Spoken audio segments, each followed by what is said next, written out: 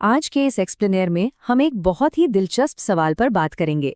क्या कभी इस बात पर ध्यान गया है कि आजकल की बड़ी बड़ी कंपनियां एकदम किसी वेल ऑयल्ड मशीन की तरह कितनी सटीकता से काम करती हैं? खैर, ये हमेशा से ऐसा नहीं था।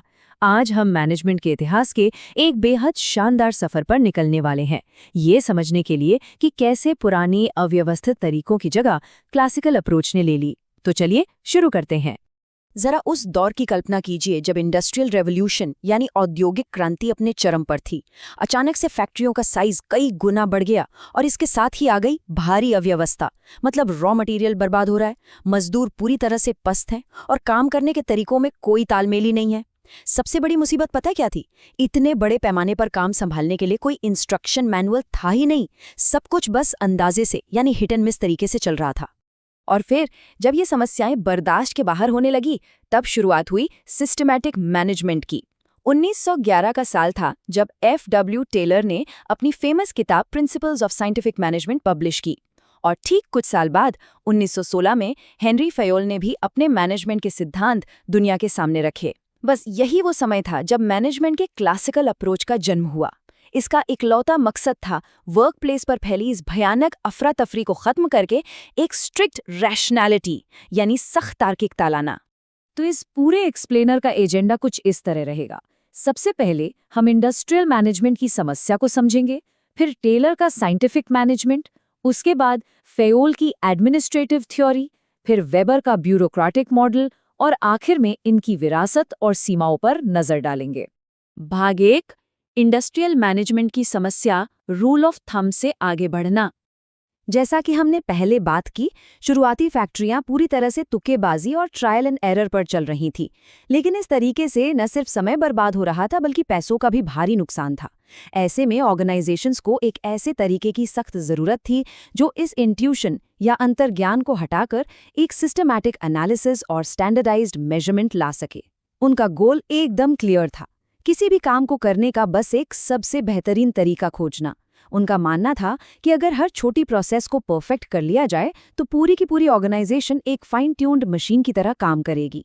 भाग 2, टेलर का साइंटिफिक मैनेजमेंट, एक इंजीनियर का बॉटम अप नजरिया। तो फ्रेडरिक विंसलो टेलर एक अमेरिकन मैकेनिकल इंजीनियर थे, और क्योंकि वो एक इंजीनियर थे, उनका नजरिया बिल्कुल जमीनी स्तर का था, यानी सीधा फैक्ट्री के फ्लोर और वहां काम करने वाले मजदूरों पर। उनका ये कोट बहुत फेमस है, वैज्ञानिक प्रबंधन का अर्थ है ये ठीक से जानना कि लोगों से क्या करवाना है और यह देखना कि वे उसे सबसे अच्छे और सबसे सस्ते तरीके से करें। मतलब काम में एफिशिएंसी लाना कोई तुक्का नहीं है, बल्कि ये फिजिक्स या मैथ्स की तरह ही एक प्रॉपर साइंस है। एक परफेक्ट ऑर्गेनाइजेशनल मशीन बनाने के लिए टेलर ने कुछ बहुत ही लॉजिकल स्टेप्स दिए। पहला, तुक्के की जगह काम की साइंटिफिक स्टडी करना। दूसरा, वर्कर्स को साइंटिफिक तरीके से सिलेक्ट और ट्रेन करना। तीसरा, मैनेजमेंट और लेबर के बीच प्रॉपर कोऑपरेशन एंश्योर करना। और चौथा, काम और जिम्मेदारी का बराबर बंटवारा। अब इसे असलियत में लागू करने के लिए टेलर ने टाइम और मोशन स्टडीज का सहारा लिया। ये जानकर वाकई हैरानी होती है कि वो सच में एक स्टॉपवॉच लेकर मजदूरों के पास खड़े हो जाते थे, उनके हर छोटे मूवमेंट का टाइम नोट करते थे, ताकि किसी भी काम को करने का वो एक सबसे तेज और बेहतरीन तरीका निकाला जा सके। भाग 3, फेयोल की एडमिनिस्ट्रेटिव थ्योरी, एक एग्जीक्यूटिव का टॉप डाउन नजरिया। अब इस स्लाइड में जो सबसे दिलचस्प बात है वो है इन दोनों विचारकों के बीच का कंट्रास्ट। एक तरफ टेलर थे जिनका पूरा फोकस एक अकेले वर्कर की माइक्रो लेवल एफिशिएंसी पर था, ये एकदम बॉटम अप अप्रोच थी। लेकिन दूसरी तरफ हेनरी फेयोल थे। फेयोल एक फ्रेंच इंडस्ट्रियलिस्ट और सीईओ थे, तो जाहिर है उनका फोकस फैक्ट्री के फर्श पर नहीं बल्कि मैक्रो लेवल पर था, यानी बोर्डरूम और ओवरऑल एडमिनिस्ट्रेशन पर। ये पूरी ऑर्गेनाइजेशन को देखने की एक टॉप डाउन अप्रोच थी। फेयोल ने मैनेजमेंट के 5 मेन फंक्शन बताए, और मजे की बात यह है कि ये आज भी उतने ही रेलेवेंट हैं। ये है प्लानिंग, यानी फ्यूचर का अनुमान लगाना। ऑर्गेनाइजिंग, जरूरी रिसोर्सेज और लोगों को इकट्ठा करना। कमांडिंग, गोल्स अचीव करने के लिए सही डायरेक्शन देना। कोऑर्डिनेटिंग, सभी एक्टिविटीज में तालमेल बिठाना। और कंट्रोलिंग, ये चेक करना कि सब कुछ प्लान के हिसाब से चल रहा है या नहीं। मैनेजमेंट के इतिहास में ये पहली बार था जब किसी ने इतने क्लियर तरीके से बताया कि एक मैनेजर का असली काम आखिर होता क्या है। भाग 4, वेबर का ब्यूरोक्रेटिक मॉडल, एक सोशियोलॉजिस्ट का स्ट्रक्चरल नजरिया। इस कहानी के तीसरे पिलर हैं मैक्स वेबर, जो एक जर्मन सोशियोलॉजिस्ट थे। इन्होंने पूरे ऑर्गेनाइजेशनल स्ट्रक्चर को एक बहुत ही रैशनल यानी तर्कसंगत मशीन की तरह देखा।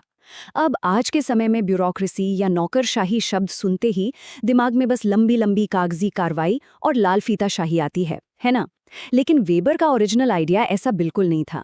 उनके लिए ब्यूरोक्रेसी एक ऐसा सिस्टम था जिसे बड़े पैमाने पर एडमिनिस्ट्रेटिव जिम्मेदारियां निभाने के लिए डिजाइन किया गया था। ये एक इमोशनलेस, बहुत ही स्टेबल और हाईली एफिशिएंट सिस्टम का एक बड़ा ही क्रांतिकारी विचार था। इस पिरामिड को देखिए, ये ब्यूरोक्रेसी का हायरार्किकल स्ट्रक्चर है जो एक क्लियर चेन ऑफ कमांड दिखाता है। वेबर के जमाने में भाई भतीजावाद यानी नेपोटिज्म बहुत आम बात थी। जान पहचान से नौकरियां मिल जाया करती थीं।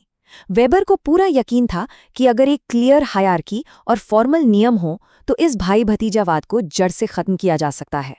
सबसे ऊपर के बॉस से लेकर नीचे के कर्मचारी तक हर लेवल अपने ऊपर वाले लेवल से कमांड लेता है। इससे काम में एक गजब की प्रिडिक्टेबिलिटी और स्टेबिलिटी आ जाती है। वेबर के इस ब्यूरोक्रेटिक मॉडल के कुछ बहुत ही मजबूत पिलर्स हैं। पहला, अथॉरिटी का एक क्लियर स्ट्रक्चर। दूसरा, काम का एकदम साफ बंटवारा ताकि हर कोई अपनी एक्सपर्टीज के हिसाब से काम करे। तीसरा, लिखित नियमों के आधार पर मैनेजमेंट। चौथा, इम्पर्सनल रिलेशनशिप्स, मतलब काम की जगह पर पर्सनल भावनाओं की कोई जगह नहीं ताकि फैसले एकदम निष्पक्ष हों। और सबसे अहम, मेरिटोक्रेसी, यानी सिर्फ और सिर्फ काबिलियत के आधार पर नौकरी और प्रमोशन। इस पूरे सिस्टम का निचोड़ यही है कि ताकत और अधिकार इंसान में नहीं बल्कि उस कुर्सी या पद में होते हैं जिस पर वो बैठा है। भाग 5, लेगेसी और लिमिटेशंस, क्लासिकल अप्रोच की कमियां। तो टेलर, फेयोल और वेबर, इन तीनों के विचारों ने मिलकर आज के मॉडर्न वर्कप्लेस की नींव तो रख दी, लेकिन इसके साथ ही कुछ बड़ी मानवीय समस्याएं भी पैदा हो गईं। क्लासिकल अप्रोच वर्कर्स को सिर्फ एक इकोनॉमिक टूल या कहें तो मशीन का पुर्जा मानकर चलता था। सारा फोकस बस काम, डिसिप्लिन और रैशनैलिटी पर था। लेकिन इसके बाद जो नियो क्लासिकल या ह्यूमन रिलेशंस अप्रोच आया, उसने दुनिया को ये समझाया कि भाई, इंसान कोई मशीन नहीं है, लोगों की अपनी भावनाएं होती हैं, सोशल नीड्स होती हैं। क्लासिकल अप्रोच की सबसे बड़ी कमी यही थी कि उसने वर्कप्लेस के इस ह्यूमन एलिमेंट को लगभग पूरे तरह से इग्नोर कर दिया था। खुद वेबर ने इस सिस्टम की एक बहुत बड़ी खामी की तरफ इशारा किया था। उन्होंने इसे स्टील हार्ड केज यानी एक सख्त लोहे का पिंजरा कहा था। होता यह है कि जब नियम कानून हद से ज्यादा हावी हो जाते हैं तो ट्रेंड इनकेपेबिलिटी पैदा होती है। इसका सीधा सा मतलब है कि एम्प्लॉयज बस आंख मूंद कर रूल्स फॉलो करने वाले रोबोट बन जाते हैं। उनकी क्रिएटिविटी, उनका खुद का दिमाग लगाना सब खत्म हो जाता है। कोई नई प्रॉब्लम आ जाए तो वे उसे सॉल्व नहीं कर पाते और बस यहीं से शुरू होती है वो अनएंडिंग रेड टेप यानी लाल फीता शाही, जिससे हम आज भी जूझते हैं। क्लासिकल थिंकर्स ने मॉडर्न मैनेजमेंट की एक बेहद मजबूत नींव रखी, इसमें तो कोई शक नहीं है। लेकिन इस एक्सप्लेनर के अंत में एक बहुत ही गहरा सवाल उठता है। सोच कर देखिए, क्या आज की मॉडर्न ऑर्गेनाइजेशंस इस एक्सट्रीम रैशनैलिटी वाले लोहे के पिंजरे से वाकई आज़ाद हो पाई हैं, या फिर वे लाल फीताशाही में पहले से भी ज्यादा बुरी तरह फंस गई हैं? एक कंपनी को एक एफिशिएंट मशीन की तरह चलाना और साथ ही उसमें काम करने वाले लोगों की क्रिएटिविटी और इंसानियत को बचाए रखना, ये बैलेंस बनाना आज भी मैनेजमेंट का सबसे बड़ा चैलेंज है। इस दिलचस्प एक्सप्लेनर में साथ बने रहने के लिए बहुत बहुत शुक्रिया।